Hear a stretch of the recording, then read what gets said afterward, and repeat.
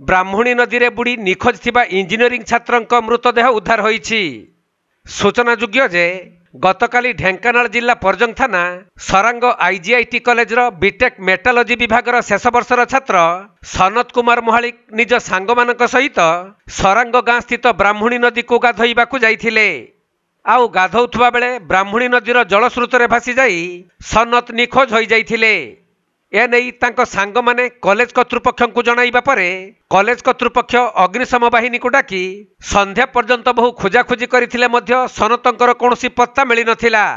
तेबे आजी तांको मृतदेह सरांग ब्रिज निकट नदी रे भासुथबा स्थानीय लोक माने देखिबाकू पाइथिले। परे पुलिस को एनेई खबर दिया जिबारु घटनास्थल रे परजंग पुलिस और अग्निशम बाहिनी पहुंची मृतदेह को उद्धार करी शव व्यवच्छेद पई परजंग गोष्ठी स्वास्थ्य केन्द्र को पठाइछंती।